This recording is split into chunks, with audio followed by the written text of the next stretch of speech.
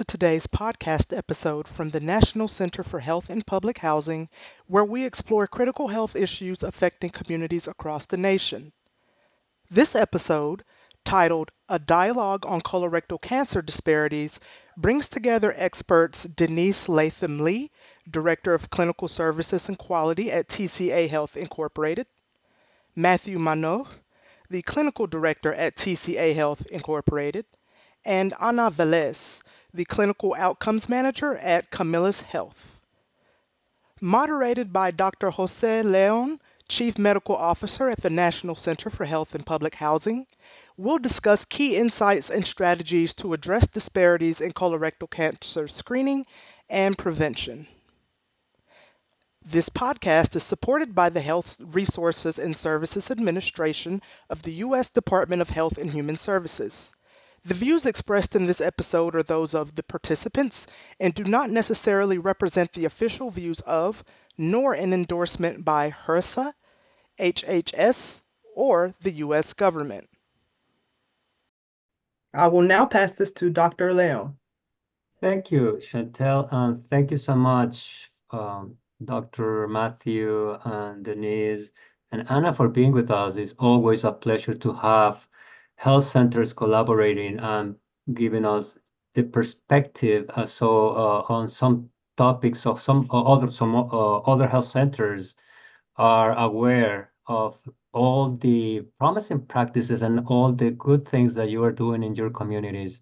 We are very happy to have two health centers, one in Chicago and the other one in Florida, and specifically in the city of Miami. So we are very happy to have you and discuss an issue that is always important to discuss, which is colorectal cancer.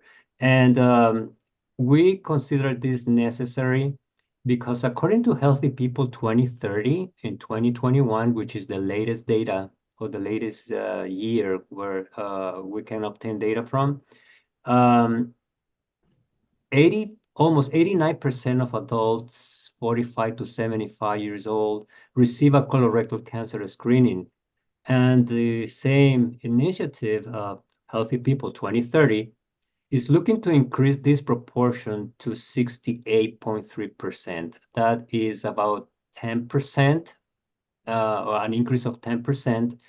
And when we analyzed data provided by health centers in general, the health centers screening rate is about 41%. So this is very important for health centers to keep in mind that we have these Healthy People 2030 objectives, and we are working together to try to improve not only the colorectal cancer screening rate, but other cancer screenings that we provide to our patients. It is important also to mention that the Health Resources and Services Administration recently conducted a survey. This is the Health Center Patient Survey. And the National Center for Health and Public Housing had the opportunity to analyze this data and compare the screening rate of patients living in public housing, those living in other HUD-assisted housing, and patients who are not receiving any assistance from HUD. And what we found was that those living in public housing are less likely to get screened when you compare them to those living in other HUD-assisted facilities and those patients who are not receiving HUD assistance. So it is important also to mention that the populations being served by health centers are high-risk populations. We know that colorectal cancer is more frequent in population like African Americans or populations that are being served by health centers in general. We are going to have a discussion on some patients who are experiencing homelessness, which is a special population that is hard to reach. And we have the pleasure to have both health centers, TCA and Camillus Health, to discuss these concerns. So thank you so much for joining us. And the first question, I guess, more than a question, is a brief introduction. And Dr. Matthew and Denise, thank you so much. If you could provide a background information about the health center, TCA, the location and the clinical sites and the number of patients, not the number, but the type of patients that you serve. Of course. Let me start, Dr. Leon, and I will thank you for inviting us for this discussion regarding colorectal cancer, because this is an area that we have greatly worked on in the last couple of years, and where we see significant progress in our clinic and in our community. Me and Dennis represent TCA Health, which is a federally qualified health center serving the Chicago's far south side. Our main goal is to bridge the healthcare gap in the underserved communities by providing comprehensive and patient-centered care. Our focus extends beyond medical treatment by addressing the social determinants of health, empowering our patients, and of course, fostering healthier communities. Uh, as a trusted community partner, TC Health provide accessible, equitable, and culturally responsive services, mainly tailored to the diverse needs of our population. Dennis. Yeah, thank you, Dr. Matthew. And Dr. Leon, as Dr. Matthew said, thank you for having us on your podcast and your panel. As Dr. Matthew has stated, we're on the very far south side of Chicago in a underserved community, underserved in every imaginable way. Healthcare, we're a food desert, we're a desert of every sort. So we are situated in a public housing complex. So all the surrounding area, we have underserved patients who need our care. And most of our patients are I'd say 95% are African American. So those are the population of patients that we serve. The services that we provide, of course, adult medicine, preventive care through our family practitioners. We have OB/GYN, behavioral health, pediatrics. We have an on-site pharmacy here, as well as an on-site lab and ultrasound department. So we try and provide all the services in one place so that our patients don't have to travel within the inner city limits, because a lot of those patients don't have transportation. And we will provide transportation through means of a transport service if those patients need it. So that hopefully gives you a high level overview of the type of patients we serve and the providers that serve them. Thank you so much. And Anna, you are located in a different geographic area. And so again, thank you so much for joining us. Uh, can you just provide a very brief introduction of Camillus Health and the types of patients that you serve and the communities that you serve? Thank you so much, Dr. De Leon. So, again, I am Ana Velez. I am the Clinical Outcomes Manager for Camillus Health Concern. So Camillus Health Concern, it's a nonprofit organization, a federally qualified health center as well. Last year we saw around 6,000 patients, unique patients, for a total of 36,000 visits. So 80% of our patients are uninsured, underinsured, or homeless, or homeless. We also see the new immigrants that are coming in thousands and thousands on a daily basis. Asian population as well, they're African Americans and Hispanics. We are located in the downtown area where, of course, it's a very strategic place. Most of our homeless population is encamped in that area within the Miami-Dade area. We also have two satellite clinics, one in the shelter, which is our sister organization, Camilla's House. And we do have another clinic, which is located in Salvation Army. Most of the services, or one of the services that we have and that we feel very proud, is the street medicine program. We also offer dental, we also offer ultrasound, social services, behavioral health, and medical, of course. Uh, we recently were awarded the HIV grant, so that way we were able to, expand our program.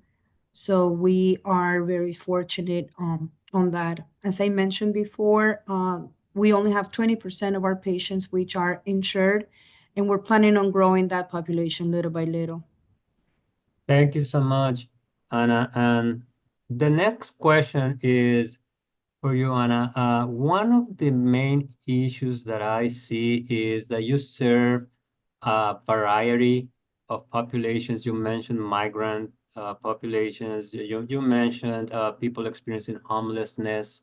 You serve as other health centers, low income population, underserved populations. Do you serve those who are underinsured or has no insurance at all? So, what are the main issues that you have or challenges when it comes to provide colorectal cancer screening to all these populations that may speak different languages, for instance, and they have other social determinants of health affecting them? Well, yes, there's many barriers, Dr. Leon, within the colorectal cancer screening measure. So environmental issues is one of the biggest ones. So when we are providing care on the streets, it's a big challenge. Those patients do not have privacy to complete or collect the specimen. It's privacy. It's the lack of restrooms. Um, and then we also always think, what if that fit test is positive? So our options are very limited. So we are partnered with Jackson Memorial, but they also have their own challenges as well.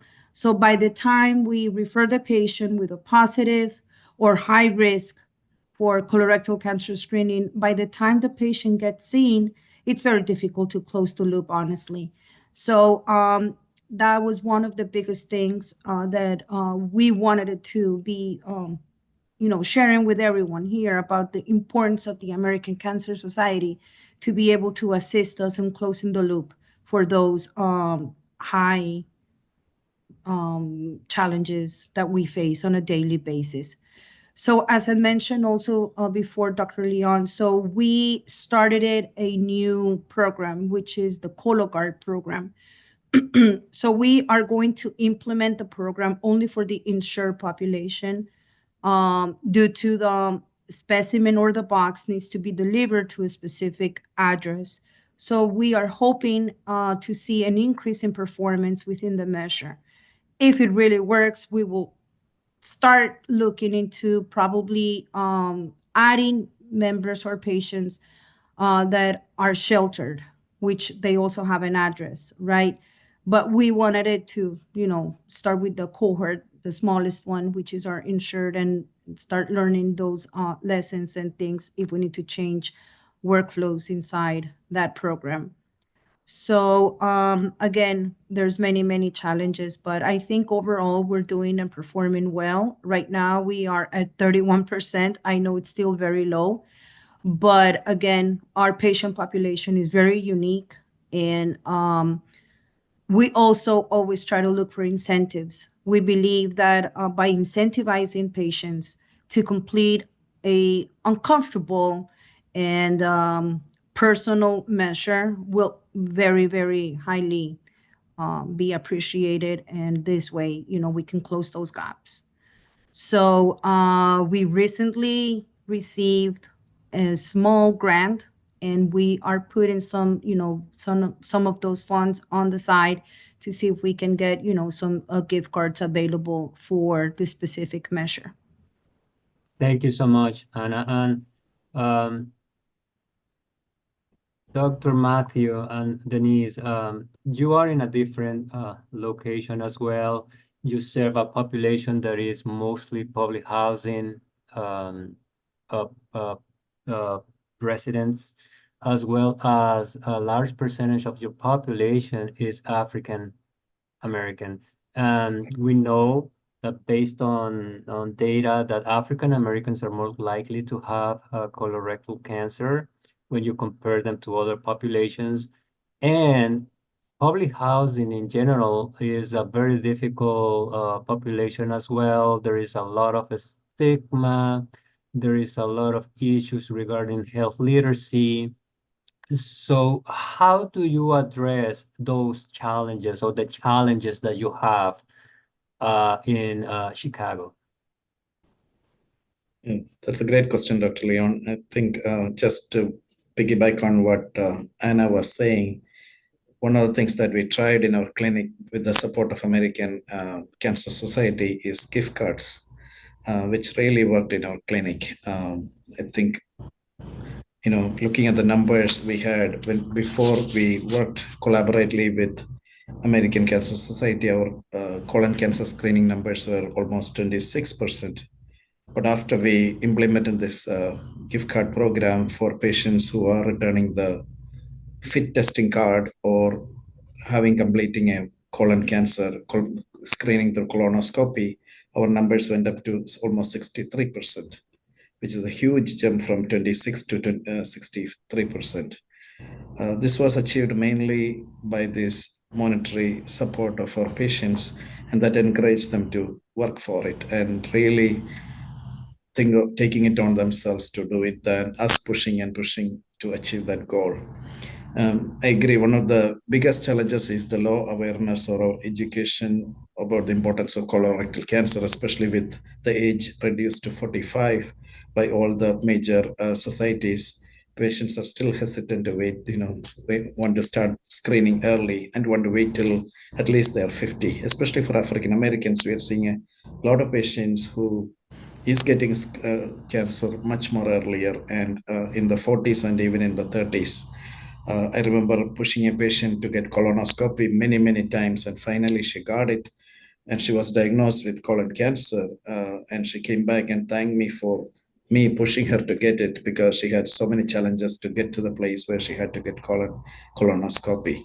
So education is a big barrier, and we try to do it in every visit, stressing the importance of colorectal cancer and the screening available. And of course, we try to push for colonoscopy, and when the patient is unwilling, we recommend fit testing. And of course, that seems much more appealing to the patient than once we explain what the colonoscopy is, and many of them are willing to do that. And access to care is still a challenge because many of them need transportation to go to colonoscopy and need somebody else to come with them and for in-person appointments and screenings and for the testing. Of course, there's a cultural stigma that comes with it, which makes it uncomfortable for many people in this community, especially leading them to have hesitation in doing that screening. And when we explain to the patient, sometimes there's a health, I think, systemic mistrust among especially the African American people regarding some of the screening procedures, especially when we try to explain what the procedure is and what the complications and all those things are still a barrier in this community. Thank you so much, Dr. Matthew. And Denise, the health literacy is a big issue, specifically when people don't understand the procedure. There is some people refer that the test is uncomfortable, regardless of this is a colonoscopy or is a fit or is a Cologuard. You need some privacy, as Anna mentioned. How do you address those issues with the community? We have been fortunate this year. We were able to add um, a group of nurses to our team, registered nurses. And we focus really hard on patient education.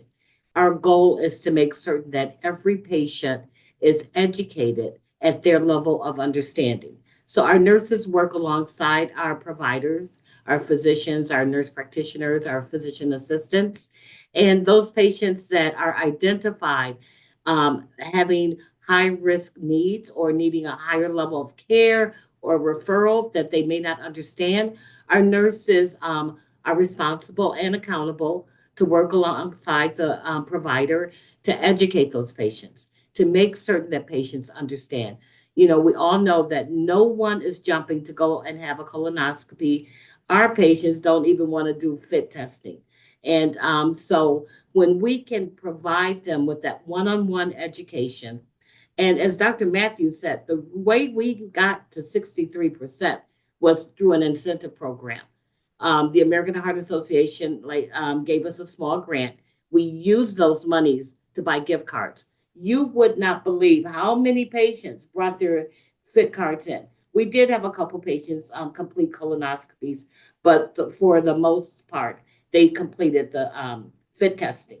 And that, I think, along with our providers, Dr. Matthew is outstanding at educating his patients and having them understand the consequences of not being proactive with colon cancer screening. And so, as you know, he has had patients, you know, come back and thank him, like he said.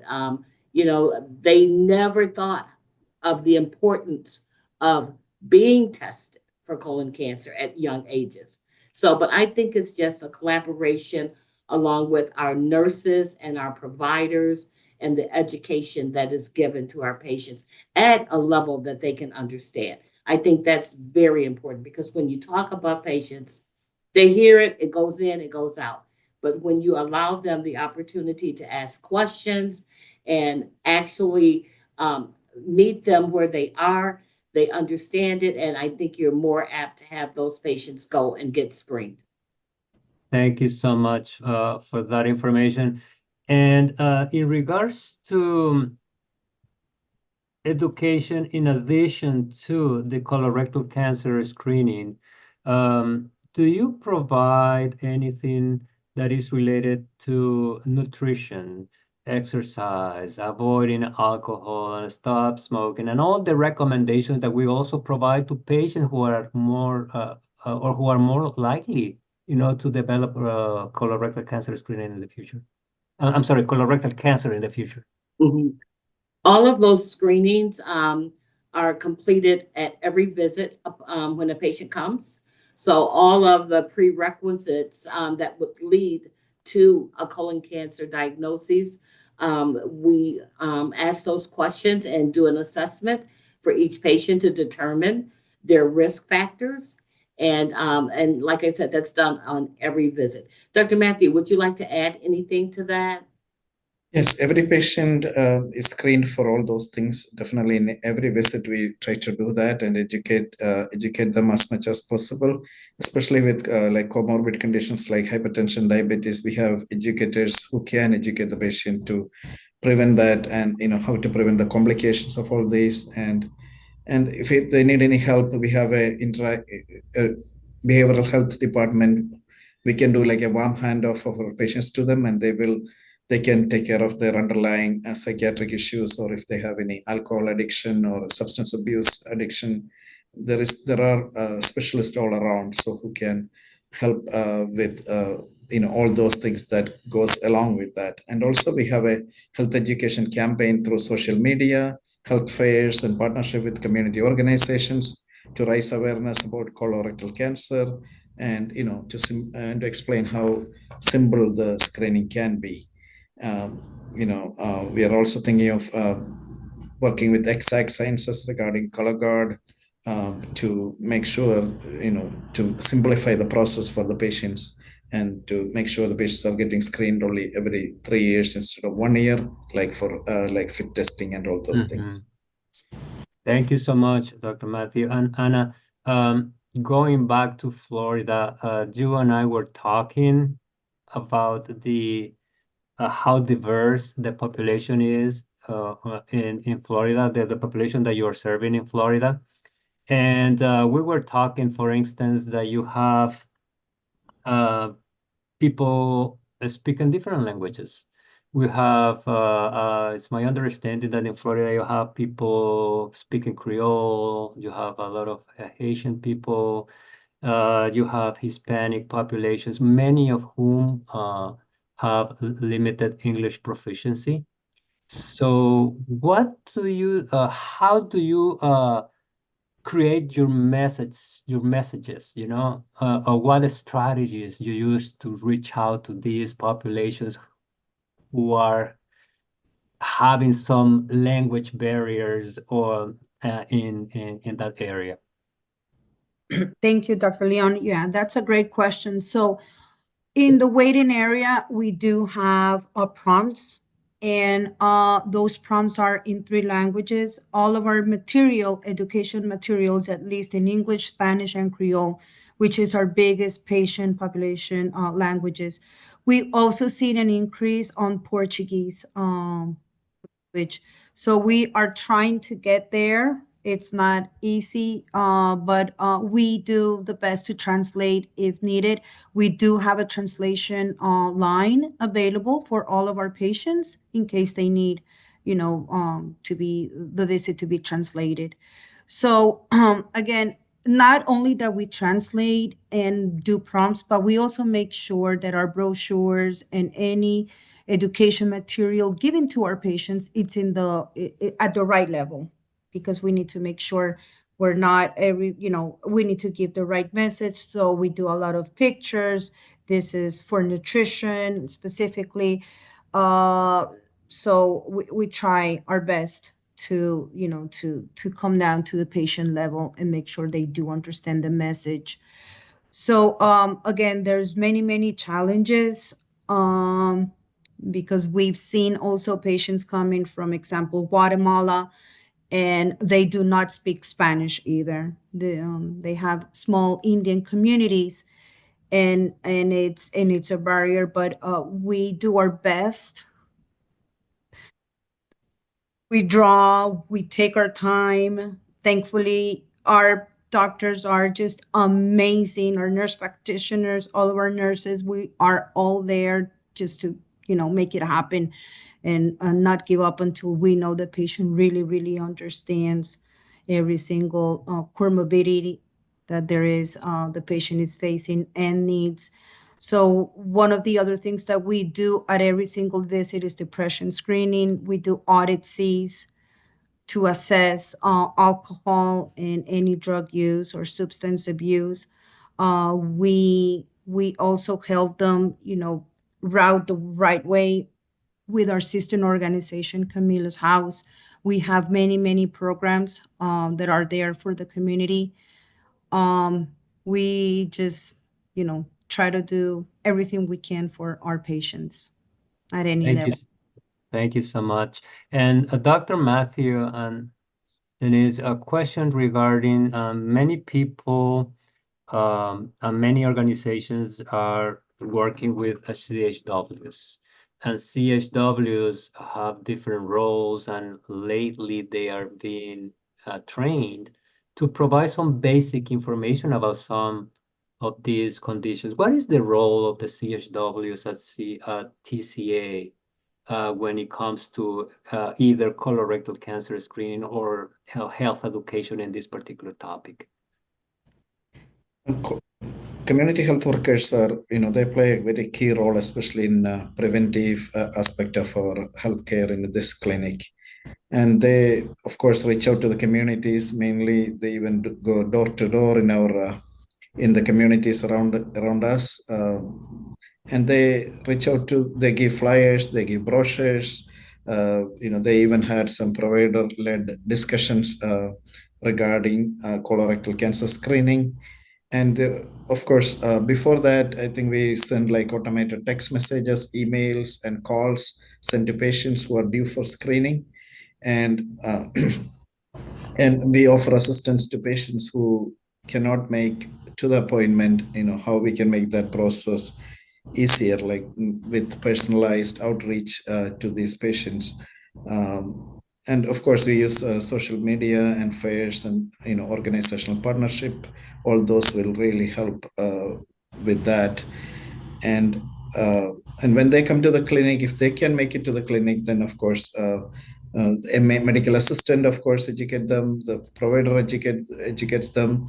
And one of the things that we did in our provider meetings is education of the providers, because that's also important for them to know how significant this is, and how many. We even had a competition among the medical assistants to improve our numbers. So whoever is giving out more fit testing and getting them back, so that we can keep monitoring the progress of how we are doing. So many of these patients are referred to the clinic by the outreach of the community health workers, because I think they play a very key role in educating these patients and helping them to come to the clinic also. Dennis, want to add something? Yeah, nothing much more to add. Just as you said, our community health workers play a significant role in helping us to reach patients. We have even given them the lists, and they have filtered to see which patients are due, and they will call those patients and schedule appointments for them to come in. So our community health workers are significant in the care that we provide to our patients. Thank you so much. And is there any, Anna, is there any other initiative that you have in mind to improve or increase the colorectal cancer screening in your community? Is there anything that you believe is necessary? That probably we know about many strategies and many practices. Just Dr. Matthew mentioned, the use of text messages and other the use of social media. Is there anything that you believe can be useful in addition to those strategies? I think, Dr. Leon, that it's just to continue educating and not give up. Just, sharing on a daily basis, every single patient, the importance of completing every single wellness screening that we are offering, and the reason, because we do believe the medicine starts with preventative services. So, again, I do believe it's education, and continue doing everything we can through social media, brochures, health fairs, and with the American Cancer Society assistance as well, because they play a huge role within the community. And if we have their support, for sure, we're gonna, make it happen and be able to not only close those gaps, but keep our community healthy. Thank you. And I have a final question for Dr. Matthew and Denise, and we can start with Dr. Matthew. We've been mentioning the American Cancer Society, and there are other organizations like the Center for Disease Control and Prevention, or your state health department, or your local Department of Health, working together to address colorectal cancer and colorectal cancer screening. If you had the opportunity to talk to any of these organizations, what do you think is necessary in addition to all the resources and information that they provide? I mean, what you are in the community, you know the needs, and what is something that you are seeing in your community that probably is not being provided, by any of these organizations, and you can come up and say, hey, I've seen this. This is what I believe is going to work in my community. Mhm. Yeah, that's a great question, Dr. Leon. One thing, as we mentioned before, one of the greatest improvement that we have seen in our colorectal cancer numbers is because of the support and grant from American Cancer Society, where we gave out gift card and the patients responded very, very well. I think in addition to providing educational resources tailored to our community and to our patients, and also to the providers, I think having a financial supports or grant from American Cancer Society or Exact Sciences, who produces ColorGuard, all those can really help our patients. One of the things that I like about ColorGuard is they can send the specimen back to them through the mail. They don't have to bring it back to the clinic. With fit testing, they have to bring it back to the clinic, which is a further barrier for many of our patients who live in the community. And also, some of the technical assistance to help track patients who are getting colon cancer screening and who are not getting colon cancer screening, and all the data analysis and all those will be helpful, because as you know, we don't have enough staff for many of those things to follow up and to make sure that all the patients are getting the screening. So all these evidence-based interventions will be definitely helpful. And in a national level, I think having like advocating for policy changes, effectively removing the barriers, like any insurance coverage, especially for patients who don't have insurance, how we can get the preventive coverage free, or all those policy changes will be also very helpful. And of course, any organizations that can help us achieve that goal, especially the insurance companies who can give us a feedback on how to get their numbers up, will be also very helpful. Thank you.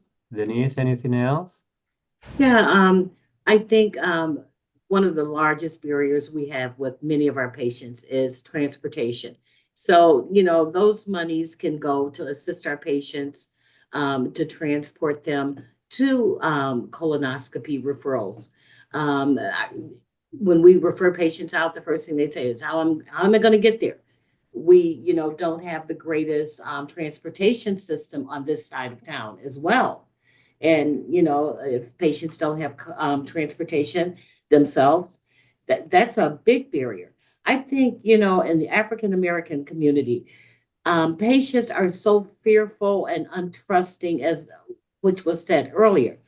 Maybe if they had someone that they trusted, I don't know who that face of, colon cancer screening is, but someone to say, this is a good thing for you to do. This will help to detect and save your life. I just know so many patients are so untrusting of the healthcare system, and to identify who could that face be, who could the patients that we serve in our area trust to say this is the right thing that I need to do for my life. Thank you so much. And Anna, what about Camus Health down in Miami, Florida? If there was another piece, of help that you may need, what would you ask for? What type of help would you need from any other organization? I mean, something that is going to help your patients. I'm glad. That's a great, great, great question, Dr. Leon. So again, based on the patient population that we serve, it's 80% of uninsured, homeless, underinsured. Those patients first do not have insurance. And if they are, and if they do have an insurance, they are underinsured and they cannot afford a copayment for a colonoscopy. So my biggest ask for any organization out there that might listen to us is to please, please help us with a referral for a GI doctor for those patients that are either high risk or those fit tests come positive. What do we do with those patients? Yes, we screen. Yes, it's a wellness measure, but what happens next? And that's where we do face many, many problems. We have very little ways to close that loop. So that's our biggest challenge within the community. And now that I wanted to take this opportunity as well, it's not related to colonoscopies or colorectal cancer screening, but we're also facing an issue with breast cancer screening. So we did had in the past years an FIU mammogram. It was part of a grant. The bus FIU closed the program, so we are not offering mammograms free for our community, and it's a big, big issue because now we have all of our patients that cannot afford it without a mammogram, and it's going to be around 1 year, and that's the biggest challenge that we're facing. So, if anyone knows anything, please reach out to us and let us know if there's any way, any grant or anything that it can be helpful. We will appreciate. Thank you. Thank you so much, Anna. And one last anything else, Dr. Matthew or Denise, that you would like to add to this conversation before we end this conversation? Yeah. Yes, Dr. Leon. I was looking at some of the numbers from many other federally qualified health centers and other lookalike clinics. And some of the numbers in many clinics are very high. It's good to know what the good practices are in many of these clinics, what they do, so we can all put it into practice, because the challenges in most of our clinics are all the same. And I think if there's an opportunity to share the best practices in these clinics, it will be helpful for our patients and for our clinics. So we can make sure that all our patients get screened for sure. Thank you so much. Thank you. And Denise, anything else that you would like to add? I'd just like to say thank you, Dr. Leon, for the opportunity to have us here. And I thank you for hearing, Anna, some of those recommendations that you have. I appreciate them. Thank you very much. Anna, and anything else that you would like to add? No, just wanted to thank everyone, and especially you, Dr. De Leon, for inviting us one more year, and all of the panelists. Thank you so much. Well, on behalf of the National Center for Health and Public Housing, I would like to thank you. Thank you, Dr. Matthew, Denise, and Anna, for being with us, for having the time and taking some time out of your busy schedule to have this conversation with us that I believe is very useful for all health centers. And as Dr. Matthew mentioned, is also an opportunity to share promising practices and what others are doing, because our goal at the end is to improve the health outcomes of the populations that we serve. So thank you so much for being with us. And again, it's such a great pleasure to see you. And thank you so much for everything that you do in your communities. Thank you. Thank you, Thank Dr. you. Leon. Bye-bye.